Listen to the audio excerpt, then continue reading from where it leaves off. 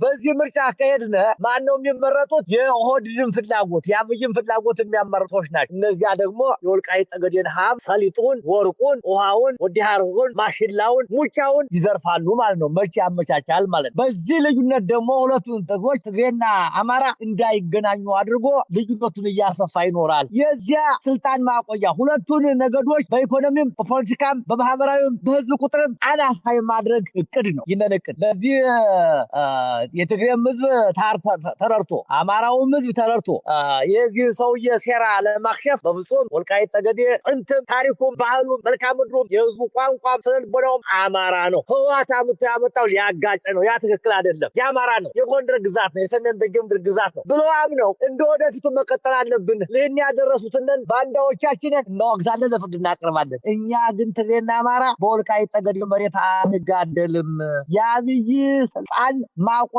አንሆንም ብለው መወሰን አለባቸው። የፖለቲካ በለው የሃይማኖት በለው ብቻ ህዝቡ እንደዚህ ሳላመነ ድረስ ወልቃይት ጠገዴን እንደዚህ ነው ያደረገው አብይ። የሁለቱ ነገዶች መሻኮሻ እንዲሆን ያደረገ። ይህንን ማክሸፍ የሚቻለው የወልቃይት ጠገዴን ታሪካዊ ማንነት የወልቃይት ጠገዴን ጂኦግራፊ እስከዛ የነበረውን ወደ ነበረበት ጥንታዊ ማንነቱ አረጋግጦ እኛ በሰላም እንኖራለን። ድሮም እንዲያርሱ እንዲኖሩ አልተከለከሉም። መተማ ሁመራ ያርሱ ይነግዱ የነበሩ ትግሬዎች ናቸው። ያንን የሚከለክላቸው የለም። ስለዚህ እንደዚያ ካልታሰበ በስተቀር የአሁኑ ውሳኔ የማጣያ እዚህ እናጣላቸው የቀዘቀዘውን በነሱ በኩል አሁን የጠበቁትን በቀደም ተፈራ ማሞ የተናገረውን ሰምተዋል። ያ አስፈርቷቸው አዲስ መናከሻ አጀንዳ እንደሰጡ ነው የሚታየኝ በኔ በኩል። ይህንን ግን የህዝቡ ይቀበለዋል ብዬ አላምንም። የተወሰኑት እንደነ አገኘው ተሻገር በሆዳቸው የወደቁ እንደነ በለጠ ሞላ ያሉ እነሱ ደግሞ ህዝቡን የሚወክሉ አይደሉም። ባንዳዎች ህዝብ ወክለው አያውቁም። የሚወክሉት ሆዳቸውን። እኔ እንደዚያ ነው የማየውና ይህንን ለዚህ ህዝቡ ከትግሬም ያለው ከአማራም ያለው በዚህ ላይ ሊንራቆት አይገባውም። ማውገዝ ነው ያለብን።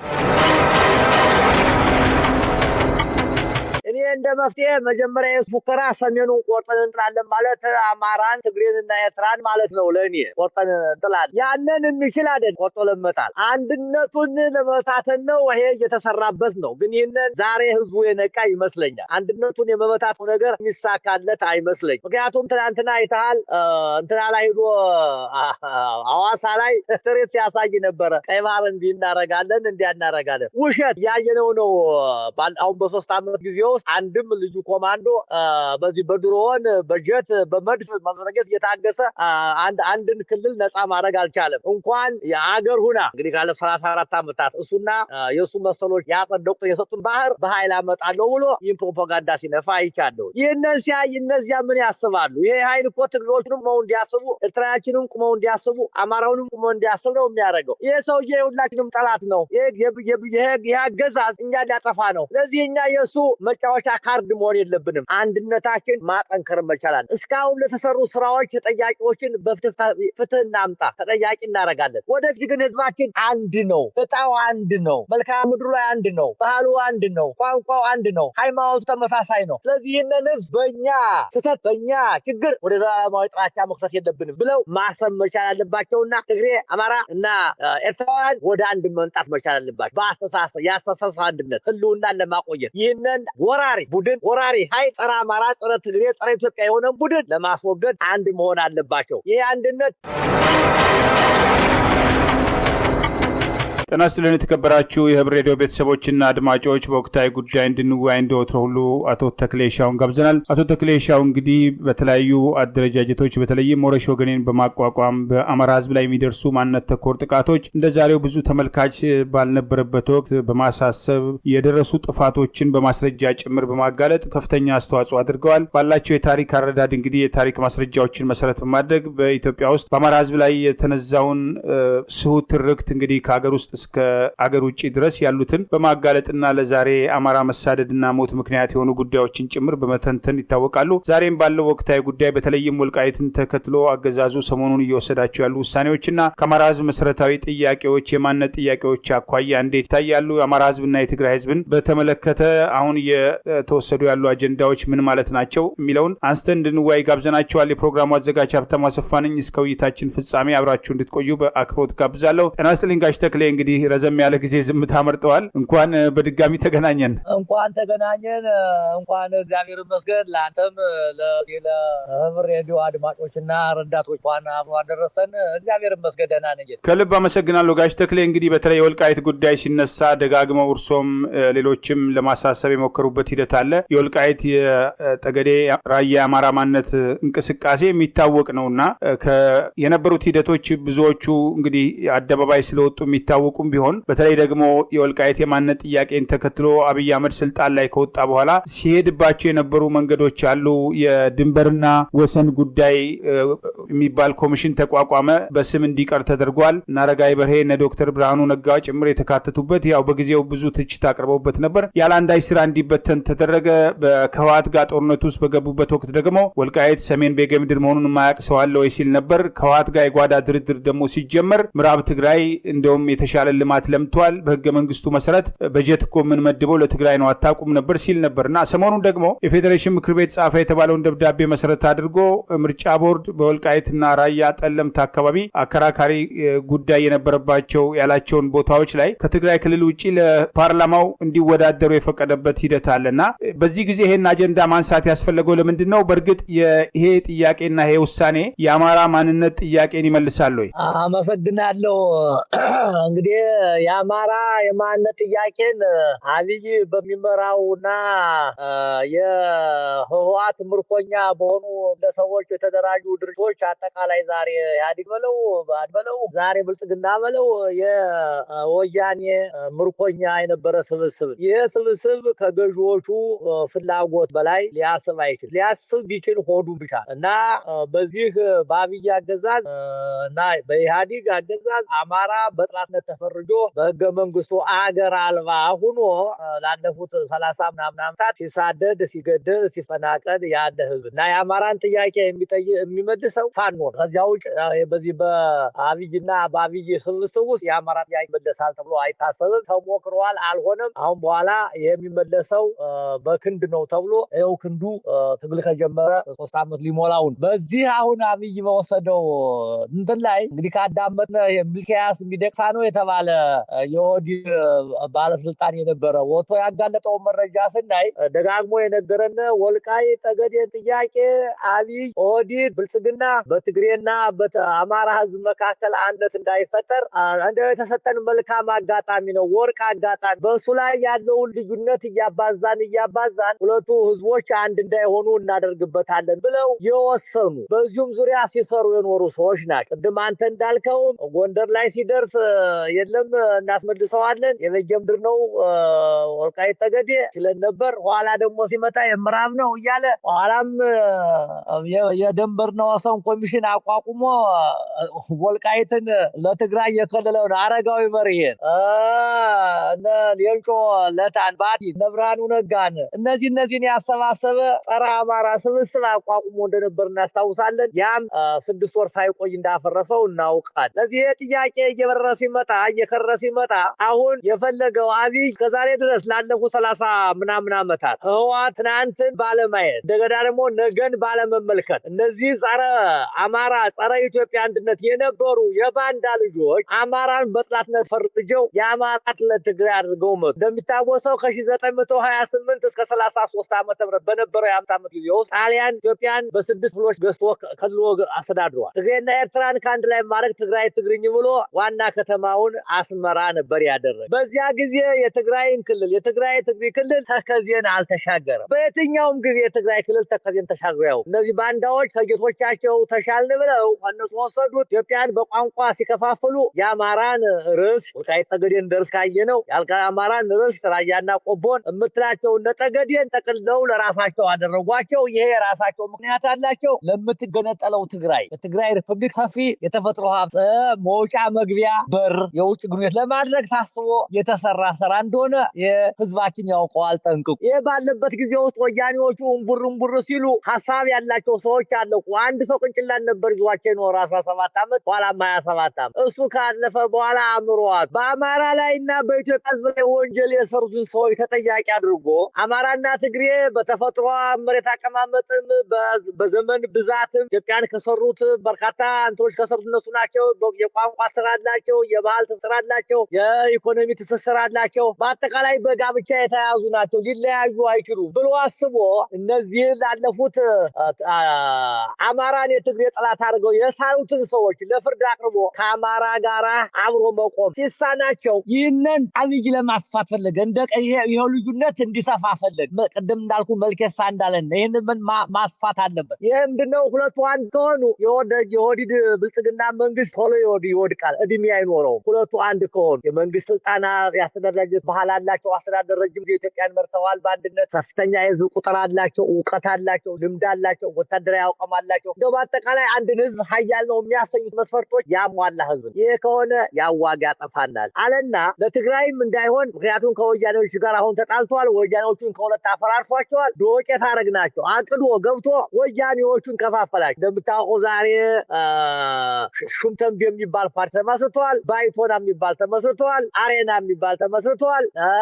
ይኸው ደግሞ እንትና ስምረት የሚባል መስርቷል። እንግዲህ ምን ማለት ነው? የትናንቱን በአንድ ሰው እጅ በአንድ ሰው አእምሮ ተሰብስቦ የነበረውን የትግራይ ተከፋፈለ። አብይ ከፋፈላቸው፣ አዳከማቸው። ከዚያም አልፎ የህወሓት በ17 ዓመት ዘመን ውስጥ ከፍተኛ የሆነ ወታደራዊ አዋቂ የሚባለው ጀነራል ጻድቃን እና በዚህ በሁለቱ ዓመት ጦርነት ጊዜ ደግሞ የህወሓት አፈ ጉባኤ አፈቀላጤ አፋቸው አንደበታቸው ሆኖ የነበረው ጌታቸውን ገንጥሎ አመጣና ለሱ በአንድ ቀን የፓርቲ ምስረታ ሰነድ አዘጋጀን። የራሱ አማካሪ አድርጎ አደረገው። አብሮት ይዞር ጀመር። ይሄ ህወሓትን እስከ መጨረሻው ለመከፋፈል ያደረገው ጥረት። አሁን ግን መታወቅ ያለበት ህወሓቶቹ ምንጊዜም ትግራይ ጋራ ህወሓት ፕሮግራም ውስጥ ስለማይነቀል አስተሳሰባቸው አብይ ይህንን ምርጫ በፌዴሬሽን አካል ሆነው ከትግራይም ከአማራም ሳይሆኑ ምርጫ ያካሂዳሉ የሚለውን ውሳኔ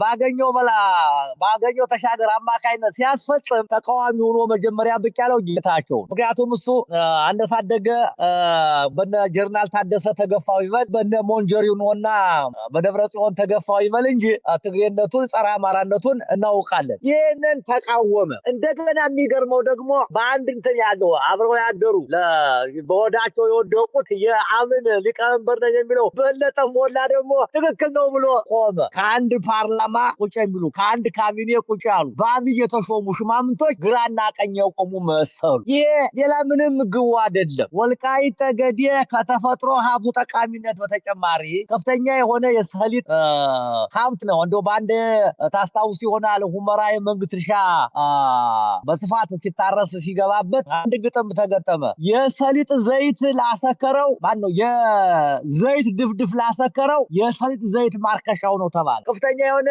ሰሊጥ የሚመረትበት አካባቢ ነው። ይህንን ኦህዴድ ሊቆጣጠር ፈለገ። አሁን በዚህ ምርጫ ከሄድነ ማነው የሚመረጡት? የኦህዴድን ፍላጎት የአብይን ፍላጎት የሚያመርቶች ናቸው። እነዚያ ደግሞ የወልቃይት ጠገዴን ሀብት ሰሊጡን፣ ወርቁን፣ ውሃውን፣ ወዲሃሩን፣ ማሽላውን፣ ሙቻውን ይዘርፋሉ ማለት ነው። መቼ ያመቻቻል ማለት ነው። በዚህ ልዩነት ደግሞ ሁለቱን ጥጎች ትግሬና አማራ እንዳይገናኙ አድርጎ ልዩነቱን እያሰፋ ይኖራል። የዚያ ስልጣን ማቆያ ሁለቱን ነገዶች በኢኮኖሚም በፖለቲካም በማህበራዊም በህዝብ ቁጥርም አናሳ የማድረግ እቅድ ነው። ይህንን እቅድ በዚህ የትግሬም ህዝብ ተረድቶ አማራውም ህዝብ ተረድቶ የዚህ ሰውዬ ሴራ ለማክሸፍ በፍጹም ወልቃይት ጠገዴ ጥንትም ታሪኩም ባህሉም መልክዓ ምድሩም የህዝቡ ቋንቋም ስነልቦናውም አማራ ነው። ህወሓት አምጥቶ ያመጣው ሊያጋጭ ነው። ያ ትክክል አይደለም። የአማራ ነው፣ የጎንደር ግዛት ነው፣ የሰሜን በጌምድር ግዛት ነው ብሎ አምነው እንደ ወደፊቱ መቀጠል አለብን። ይህን ያደረሱትንን ባንዳዎቻችንን እናወግዛለን፣ ለፍርድ እናቀርባለን። እኛ ግን ትግሬና አማራ በወልቃይት ጠገዴ መሬት አንጋደልም፣ የአብይ ስልጣን ማቆያ አንሆንም ብለው መወሰን አለባቸው።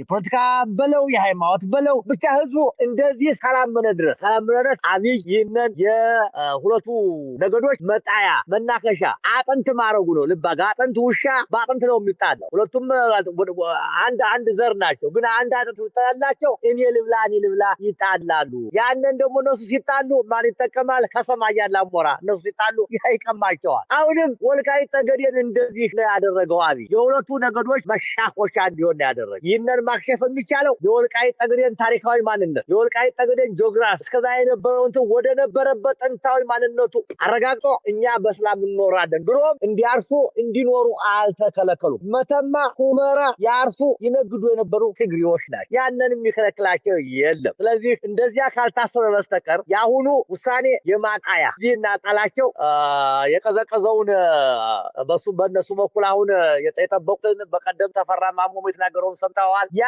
አስፈርቷቸው አዲስ መናከሻ አጀንዳ እንደሰጡ ነው የሚታየኝ በእኔ በኩል። ይህንን ግን የህዝቡ ይቀበለዋል ብዬ አላምንም።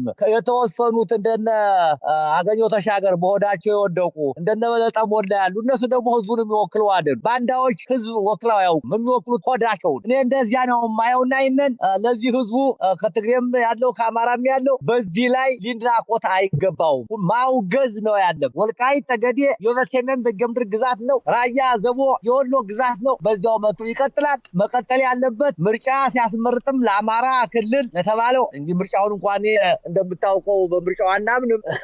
ምርጫው ላይ ስመተኛ ሰው ይመርጣል ተብሎ አይታሰብም። ለአማራ የቆመ እንዲያውም በአጠቃላይ ግን ምርጫውን አውግዞ ከምርጫው አለመግባት ግን የአማራ አካል የጎንደር ክፍለ ሀገር አካል እንግዲህ እኔ ወልቃይት ጠገዴን እንደ ግዛት የማንነት ጥያቄ የተነሳበት አካባቢ እንደ ግዛት ጥያቄ አድርገን ከወሰድ ነው ወያኔ የሰጠንን ካርታ ተስማማናል ማለት የአማራ ያቺ ናት የአማራ ያቺ ከተመሰለት የአማራ ግዛቱ ያ ነው። ከዚያ በመለስ ደግሞ የትግሬ ነው። ከዚህ በመለስ የአፋር ነው የሚል የሚያናክስ ለዘላለም የማናክስን የሚለያይን ግዛት መከተል ማለት ነው። እኔ ከዚያ እለያለሁ። የማንነት ጥያቄዎች ናቸው እንጂ በሁሉም ቦታ ኢትዮጵያ ምድር የኢትዮጵያውያኖች ኢትዮጵያ ሆነ የኖሩ ነው። እንደፈለጉ ሊኖሩ ሊያስሩ ሊነግዱ ቤት ሊሰሩ የሚችሉበት ነው እንጂ አንተ ከየት መጣ ሊባት አይገባም ተብሎ መታሰብ ስላለበት ከዚህ ከአንድ ሴራ መውጣት አለባቸው ብዬ አስባለሁ። እኔ ጌታ ከልብ አመሰግናለሁ ጋሽ ተክሌ። እንግዲህ በተለይ የበጀትን ጉዳይ በተደጋጋሚ ሲነሳ ነበር። በጀት አልተፈቀደም ለእነዚህ አካባቢዎች፣ ይልቁኑ ለትግራይ ነው በጀት የምሰጠው በሚል አካባቢዎቹን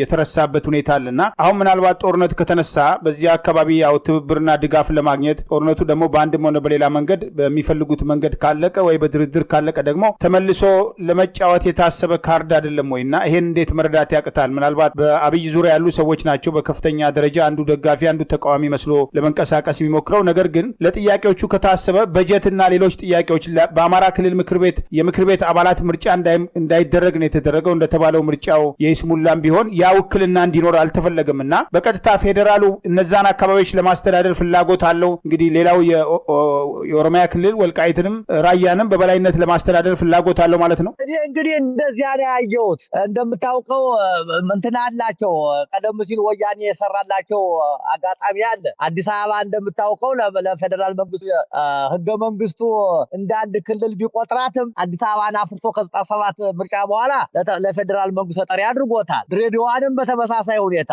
ይሄ ድል አለ አጋጣሚ አለን ብሎ በዚህ በመጠቀም እኔ አሁን ኦህዴድ ብልጽግና እነዚህን አካባቢዎች ለማስተዳደር በእነሱ ፍላጎት ለመዋል አስበዋል ነው። ምክንያቱም ያ ካልሆነ የእነሱ ፍላጎት ትግሬና አማራ የማጥራቱ ጊዜ ይወስድባቸዋል።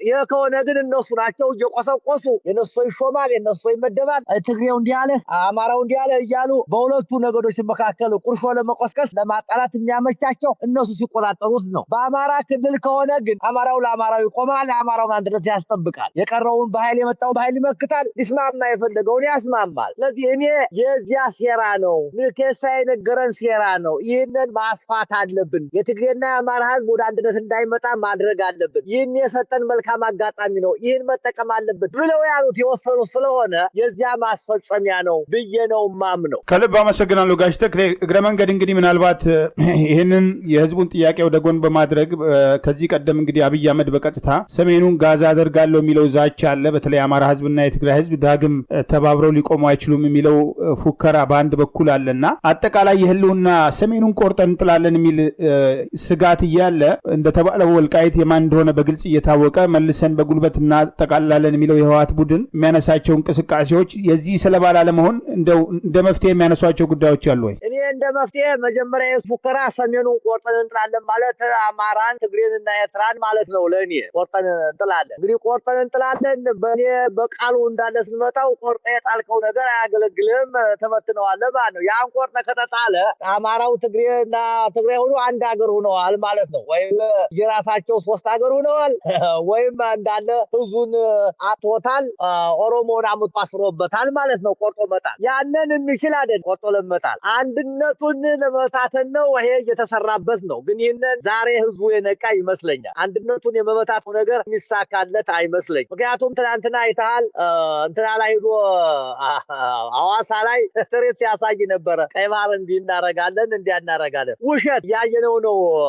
አሁን በ3 ዓመት ጊዜ ውስጥ አንድም ልዩ ኮማንዶ በዚህ በድሮን በጀት በመድፍ መመረገስ እየታገሰ አንድን ክልል ነፃ ማድረግ አልቻለም። እንኳን የአገር ሁና እንግዲህ ካለ 34 ዓመታት እሱና የሱ መሰሎች ያጸደቁት የሰጡን ባህር በኃይል አመጣለሁ ብሎ ይህን ፕሮፓጋንዳ ሲነፋ አይቻለሁ። ይህንን ሲያይ እነዚያ ምን ያስባሉ? ይሄ ኃይል እኮ ትግሬዎችንም ቁመው እንዲያስቡ፣ ኤርትራያችንም ቁመው እንዲያስቡ፣ አማራውንም ቁመው እንዲያስብ ነው የሚያደርገው። ይሄ ሰውዬ የሁላችንም ጠላት ነው። ይሄ አገዛዝ እኛ ሊያጠፋ ነው። ስለዚህ እኛ የእሱ መጫወቻ ካርድ መሆን የለብንም። አንድነታችን ማጠንከር መቻላል። እስካሁን ለተሰሩ ስራዎች ተጠያቂዎችን በፍትህ እናምጣ፣ ተጠያቂ እናደርጋለን። ወደፊት ግን ህዝባችን አንድ ነው። እጣው አንድ ነው። መልክዓ ምድሩ ላይ አንድ ነው። ባህሉ አንድ ነው። ቋንቋው አንድ ነው። ሃይማኖቱ ተመሳሳይ ነው። ስለዚህ ይህንን ህዝብ በእኛ ስህተት በእኛ ችግር ወደ ዘላለማዊ ጥላቻ መክተት የለብንም ብለው ማሰብ መቻል አለባቸውና ትግሬ፣ አማራ እና ኤርትራውያን ወደ አንድ መምጣት መቻል አለባቸው። በአስተሳሰብ የአስተሳሰብ አንድነት ህልውናን ለማቆየት ይህንን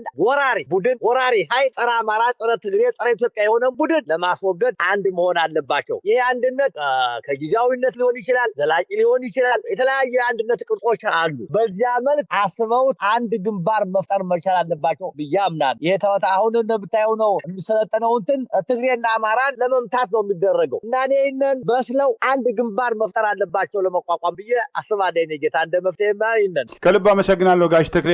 ወደፊትም ሌሎች ወቅታዊ ጉዳዮች እንወያያለን። ለሰጡን ማብራሪያ እግዚአብሔር ይስጥልኝ። መልካም ጊዜ ሁሉ። አሜን። እግዚአብሔር ይስጥልኝ። አሜን። ክቡራን የህብር ሬዲዮ ቤተሰቦችና አድማጮች ስታደምጡን ለቆያችሁ ምስጋናችን ድረሳችሁ። የህብር ሬዲዮ ኦፊሻል የዩቲዩብ ቻናላችንን ሰብስክራይብ ያላደረጋችሁ ሰብስክራይብ በማድረግ በተጨማሪም የደውል ምልክቱን በመጫን የህብር ሬዲዮ ቤተሰብ እንድትቀላቀሉ በአክብሮት እንጋብዛለን። እንደ ወትሮ ሁሉ የህብር ሬዲዮ ቤተሰቦች ፕሮግራሞቻችንን ላይክ በማድረግ ሼር በማድረግ አስተያየቶቻችሁ እንድትሰጡ በአክብሮት እንጠይቃለን። በድጋሚ እናመሰግናለን። ጤና ይስጥልን። ቸር እንቆይ።